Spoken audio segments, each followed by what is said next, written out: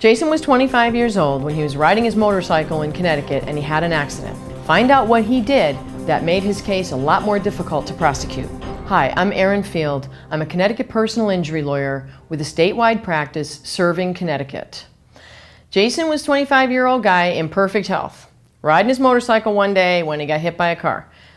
Fell over, hit his head on the pavement, but he wasn't going real fast, he wasn't hit real hard, and so when he stood up and he thought he was okay, the police showed up and everything, they exchanged information, the police said to him, "Do you want an ambulance, because you hit your head?"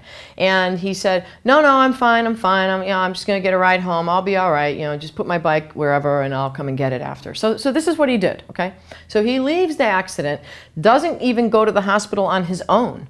I asked him, why didn't you do that? And he said, I couldn't afford an ambulance. And I said, okay, fine, but you could have gotten yourself to the hospital. And the reason I'm telling you the story is this. 80% of motorcycle accidents result in serious injury. One of the things that makes it more difficult for that person who is experiencing the injury is whether or not they got immediate medical attention. Getting back to Jason, here's what happened to him. He went home, he pretended nothing happened, he was all set, he rested a day, and that was it. And he went to his job, he had 2 jobs, he was going to both of his jobs, and over the next 2 weeks, both of his bosses, in addition to other employees and coworkers, were saying to him, "Jason, are you drunk? Jason, are you high? Jason, are you taking pills? Jason, there's something wrong with you. Like, why are you making all these mistakes?" And he was completely clueless. He just thought, what are you talking about? I'm not making any mistakes. So finally, after one of his bosses pulled him aside and said, if you don't do something, if you don't knock off the drugs or whatever you're doing, I got to fire you.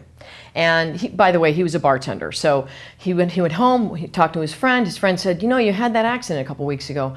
We never went to the hospital. Maybe we should do that. They went to the hospital, and lo and behold, Jason had been walking around with a concussion for 2 weeks straight and not knowing it.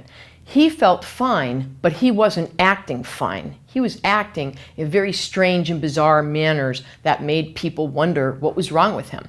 So long story short here is, it made his case more difficult for me to get through to the insurance company that he really was injured, because they kept saying to me, but for 2 weeks your guy did nothing.